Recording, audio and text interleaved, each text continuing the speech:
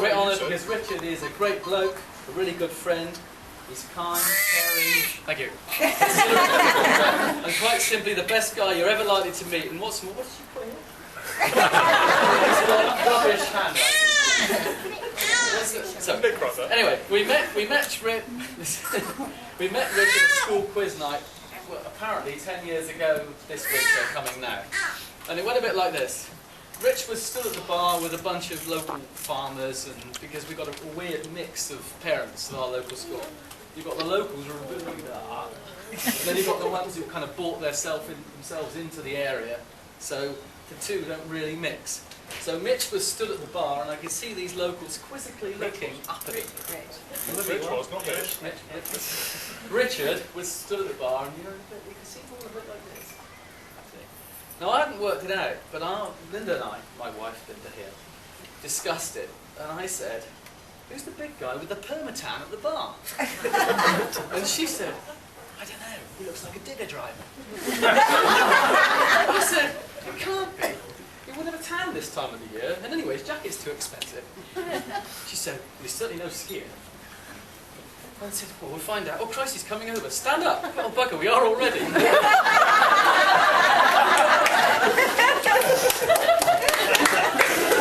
I know there are two other captains here today, which apparently kind of messes up the story a little bit, but professional aviators speak like machine guns.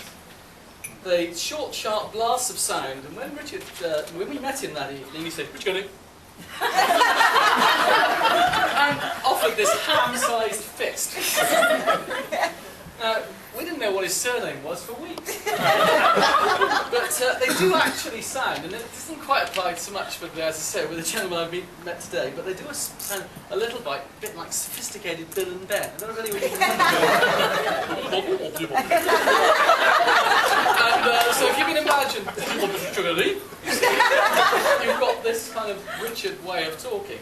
And they do speak very, very quickly. Now, I looked at him and thought, permatan must be aircrew. Couldn't be anything else this time of the year, other than a skier, which he obviously wasn't. So, and we got to get him talking about what he actually did. And you get Sinful's 400. And Linda said, "What did he say?" He said, "Sinful's 400. And I said, "He's a jumbo co-pilot." And she said, "Why didn't he say so?" I said, "He thinks he did." Anyway, he immediately started writing a list. Pilots do everything with a checklist. We didn't do very well in the quiz, I remember. No proper checklist. We then move on to Richard's sailing.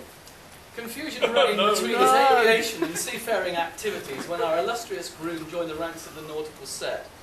His first yacht, showing his confusion, was called Flying Trader. And with no checklist available, we set sail with rudimentary sailing equipment and no briefing at all. The only non-life jacket wearing member was the captain himself, because he was very worried about strap marks.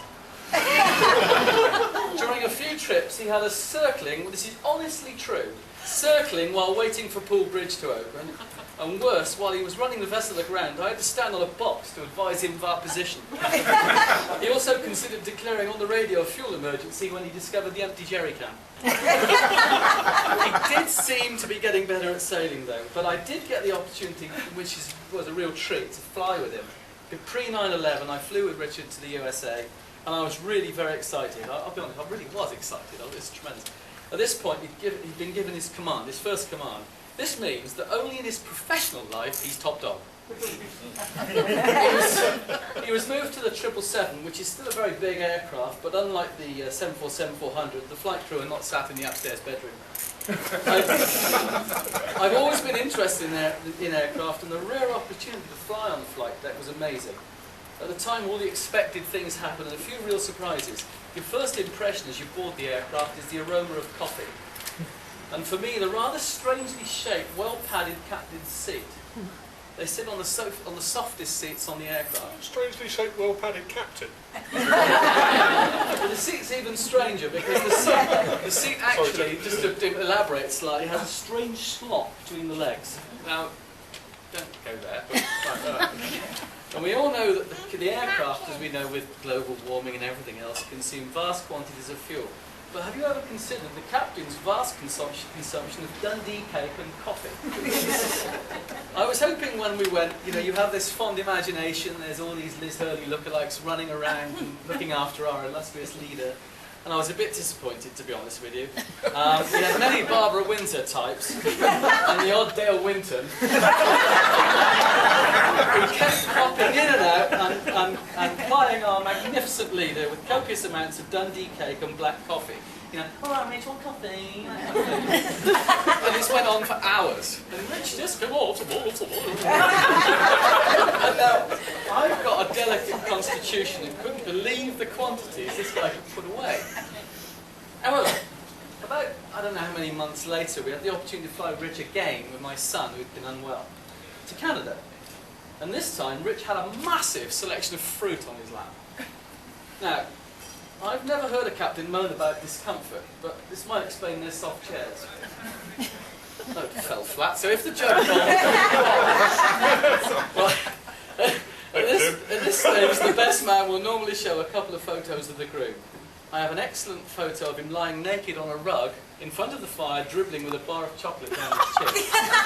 The problem is, it was only taken 3 weeks ago.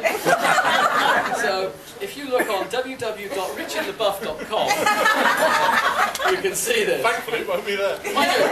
I'm sure you'll all agree with me when I say he's excelled himself with his choice of partner. This is, of course, more than we can say for Michelle. Just kidding.